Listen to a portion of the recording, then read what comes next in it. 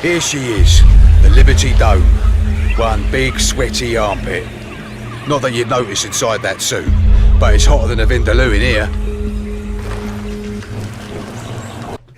Hello viewers and welcome to Game Reviews Episode 3. In this episode we'll be covering an FPS that is on PC, Xbox 360, and PS3.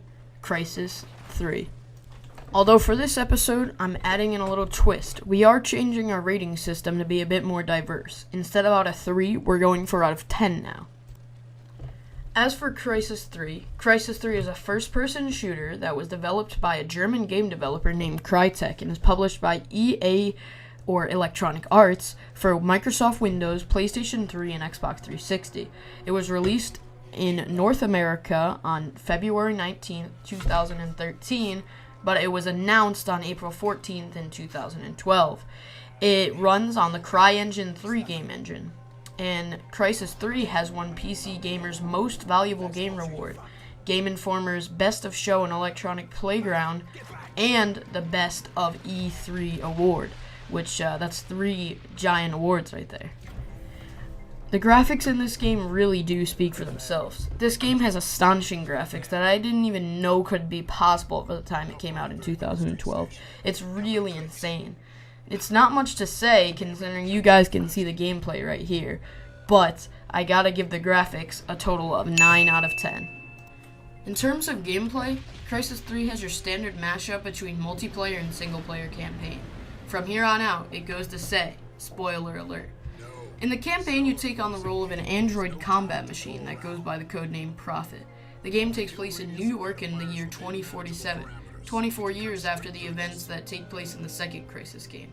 The whole game plays out on a revenge mission as Prophet goes against a company, an evil organization, I should say, named Cell. Cell is building quarantine nanodomes, as they call them, and running extremely high-value experiments on a group of aliens that have invaded our homeland that goes by the name of the Ceph. The Ceph don't play a giant role in the game, as not much story revolves around killing them rather than Cell agents, until about midway through. Long story short, the Ceph are really powerful aliens and the Cell is a corrupt company. Cell's goal is, instead of trying to stop Ceph and elude them from the planet, they want to use them to benefit themselves. So, they're bent on world domination. The Ceph just want humans dead. You act as the middleman. For multiplayer, it's okay, but you simply just attack other players like team deathmatch style, so there's not much there. But the story really makes up for that, so I'm going to have to give the whole gameplay a review of 8.5 out of 10.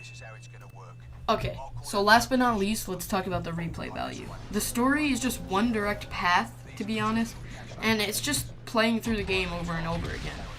For this game, this really isn't much. In this section, the overall replay value gets a slight boost due to gameplay styles, such as upgrading your character in different ways and very slight game changes that you as the player can do. But nothing we haven't seen before. For replay value, I'm going to have to give it a 7 out of 10, because it can get pretty repetitive pretty fast. Now, for an overall game rating, this gameplay is going to have to get, let's hear that drum roll, an 8 out of 10. It is really good, and I'm not going to lie. But it could be better in terms of replay value if they added in better multiplayer, and it could be a little bit better in terms of gameplay, once again, if they implemented more multiplayer strategies and whatnot.